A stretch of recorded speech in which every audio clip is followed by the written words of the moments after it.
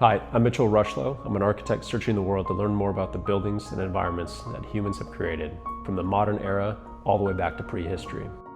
I believe that our buildings reflect the culture and the context of the people who built them and can reveal fundamental insights about ourselves.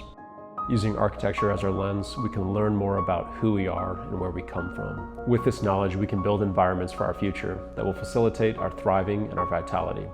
Today, I want to talk about why you should understand architecture history. If studied closely, architecture can provide glimpses into human history.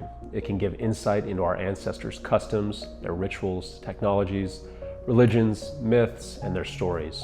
Also their daily life. Architecture can provide a deeper understanding of the evolution and the development of the human species.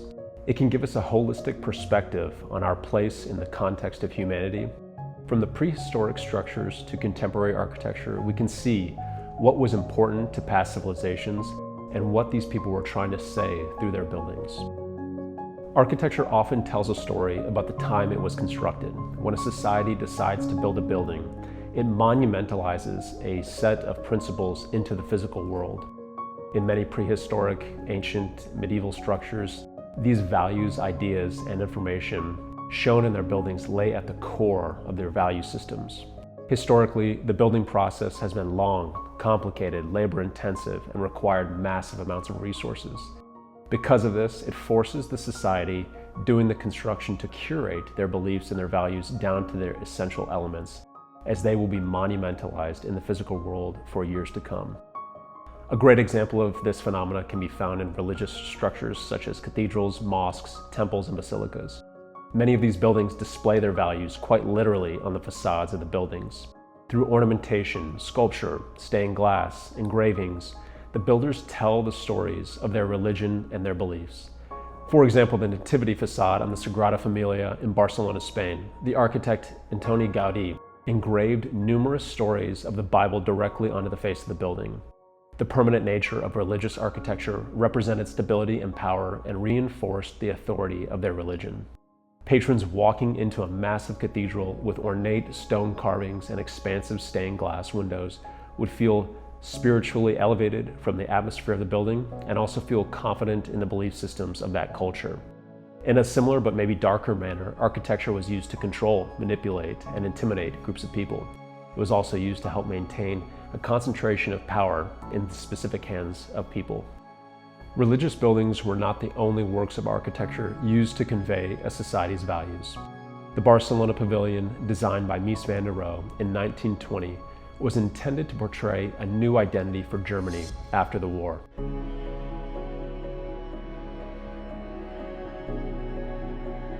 The building was designed to illustrate a departure from the past historical, political, and cultural regimes. By using streamlined, reductive forms absent of any ornamentation or any political, religious, or authoritative reference, Mies told the world through his architecture that they were dealing with a new Germany. Architecture can be a guide to life, to help future generations of a civilization continue. Architecture can be steeped in myths, stories, morals, and values. Many cultures use architecture as the most permanent, potent, and reliable form of information transmission from generation to generation. Unlike books, scrolls, clay tablets, or other forms of information transmission, architecture has a history of being more resilient to destruction, and information was more likely to be handed down to future generations if embedded and communicated through these massive monumental stone structures.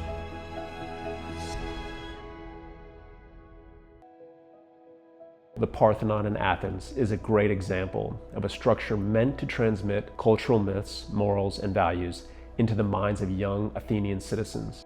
The frieze on the Parthenon communicates the city's founding myths, illustrating Athenian citizens' ideal morals and the importance of placing the city amongst one's highest values.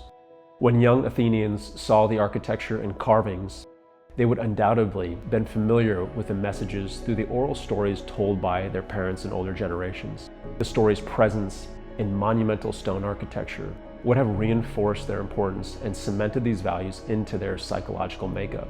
In the case of the Parthenon, architecture was used as a tool to assist in the perpetuation of a civilization and a culture.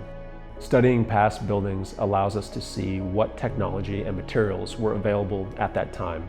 Sites such as Göbekli Tepe, Stonehenge, the Egyptian pyramids, ancient Greece, and ancient Rome give us hints at a society's technological capabilities. Many of the techniques and tools these civilizations used are still up for debate and continue to baffle historians, engineers, architects, and archaeologists today. Some believe that the technologies used to construct these monuments are beyond our comprehension and outside of our contemporary capabilities. The historical site of Machu Picchu illustrates the Inca's knowledge of civil engineering. To help the site drain, the Inca excavated and recompacted vast amounts of gravel underneath the site to allow for rainwater to percolate into the earth and minimize surface runoff and flooding. This is something that most people visiting the site today can't see. They understood hydrodynamics and drainage on a level comparable to contemporary engineers. Cathedrals display innovation and mastery in stone masonry construction, from their detailed carvings to the major structural engineering systems. Flying buttresses used in Gothic architecture were developed to reduce the massive masonry walls on the exterior of the cathedrals. Through this innovation, the architects could design large openings in the walls, resulting in phenomenal interior spaces flooded with natural light, which enhanced the experience of the religious rituals and ceremonies. Dome construction throughout history has been an area of substantial technological innovation and experimentation. Brunelleschi's dome in Florence was one of the first domes of its kind to be built without scaffolding, or centering as they called it. Brunelleschi developed several different innovations in his design, including compression straps, double-layered dome construction, and herringbone brick patterns embedded in the shell that allowed him to create the largest dome for his time. The Home Insurance Building by William LeBaron Jenney in 1884 is an excellent example of a building that cemented its place in architectural history because of its technological innovations. The building was the first to implement the structural steel frame. At the time, using structural steel in buildings was rare, especially for buildings of that height. The building became an icon for the city and an attraction point for tourists, contributing positively to the city's economy. It tells the story of the Industrial Revolution and the conception of steel frame buildings. Today, steel is still a common material used in an array of different projects, from massive sports complexes, high-rises, to single-family homes. In the 20th century, global events such as the two world wars catalyzed developments in material technology. Significant advancements in production of metals, plastics, and glass products were developed to aid in the war efforts. After the war, the manufacturers were eager to take their products to the public market.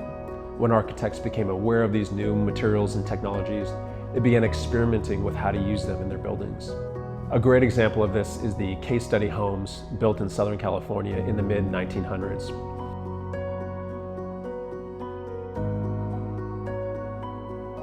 The Renaissance marked a significant shift in Europe's culture, market, and economy. New ideas, technologies, science, and art were beginning to emerge in Europe following the Dark Ages. At that time, Florence was growing into a major city in Europe, and its wool and its banking industries were flourishing. Some of the most luxurious cloth in Europe came from this area. The financial success catalyzed a reawakening of the arts and architecture. Wealthy merchants and guilds began investing in buildings, monasteries, palaces, and churches. The structures that resulted from this economic prosperity tell a broader story about the cultural conditions at the time. One of architecture's largest cultural and artistic shifts in the modern era was Le Corbusier's Villa Savoye. The building's aesthetic design rejected the traditional architectural and stylistic approaches that was ubiquitous at the time. Corbusier designed a villa elevated off of the ground, absent of ornament, and free of all past references. He consciously and deliberately broke with tradition and showed a new way to design buildings. His intention was to design a, quote, machine for living.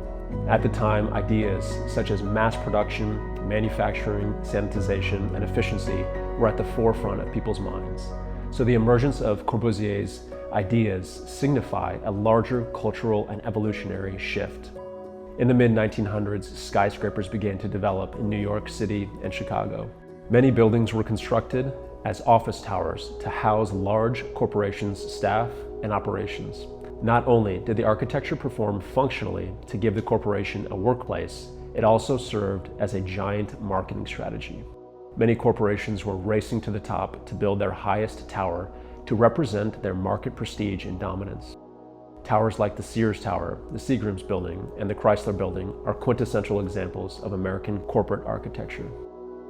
From roughly the late 1800s, architecture came to represent and embody a value shift towards consumerism and capitalism in many parts of the world. These values became firmly rooted in our society as fundamental measures of success, social status, and quality of life. For better or for worse, industry, economics, and financial accumulation became virtually inseparable with architecture. After working on hundreds of homes all over the Southern California region, it's become clear to me that in our contemporary culture, many people want to evoke a sense of peace, tranquility, and contemplation in their homes. I imagine this has to do with the information age's fast-paced, highly connected nature. As quietness and space for peace seem to be dwindling in our public lives, many people are searching for places to retreat to or reinforce a value structure geared to help bring these qualities back into their lives. Through my journey, I've found that studying architecture history has helped me to make sense of our modern world. It's akin to a process of personal or self-reflection, but on a collective level. To understand oneself, we must go through a process of deep self-reflection to gain a more grounded sense of self-awareness. Likewise, to understand our species, we must go through a process of deep collective reflection, and architecture is one of the best lenses that we have to do this. Understanding the history of buildings as a lens to understand past human civilization has been a worthwhile endeavor and provided insight on how to move forward building our contemporary world. For those willing to listen, architecture can tell the story and give insight into our modern world.